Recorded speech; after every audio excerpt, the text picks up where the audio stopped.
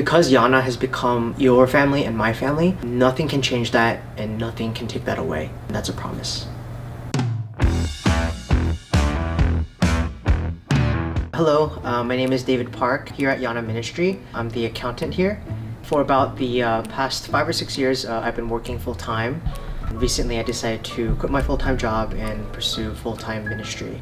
I was born and raised in New Jersey. I've actually never been to Korea growing up.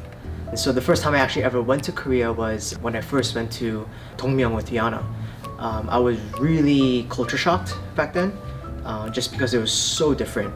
My youth group happened to be having a short-term mission trip there, so I ended up just tagging along and attending as well. And it was actually at that trip where I realized that I had sort of been living in a bubble, and that trip had really changed my perspective and really burst that bubble that I was living in. Up until now, I really only thought about my education, my career, my own agenda. You know, when I would meet up with friends or parents, like the only thing that we really talk about is like who's going to what college and who's going where. After what I experienced in Korea, it just kept bothering me.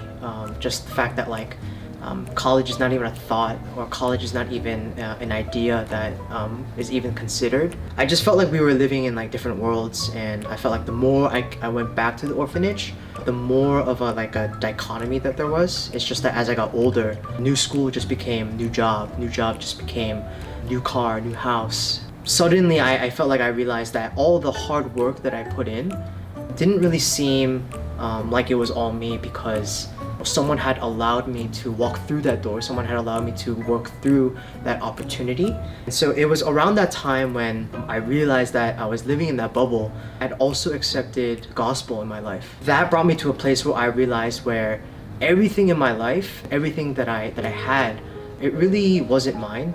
I'm not the owner of my own life. Coming to that realization of like, everything that I've been given, I am not an owner, but I'm just kind of stewarding over that. I think God has made me the way that I am for obviously a reason. I happen to be Korean. I happen to keep seeing these people, keep having the opportunity to go back to this site as well. I consider these things to be like gifts that I feel like God has given me to really further the mission. In the beginning, I kind of feel like YANA was the one that kind of like found me by just kind of reappearing all the time. But now that I'm in it and I'm so involved, I feel like I have so many more questions than answers now. I feel like there's so much that I don't know about this whole pro-family life movement, and I feel like there's a lot of big words and questions that I feel like I need to ask. In this whole discussion of orphan ministry, like I feel like people are throwing around words like justice, people are throwing around words like pro-family movement, inequality. Regardless of that fact, we still have to make a stand. We still need to say something, we still need to do something. I think one of the most important things that we need to think about is kind of discerning how we're embodying that message of like, you are not alone. Now, of course, there's like a level of practicality around like how we want to deliver that message.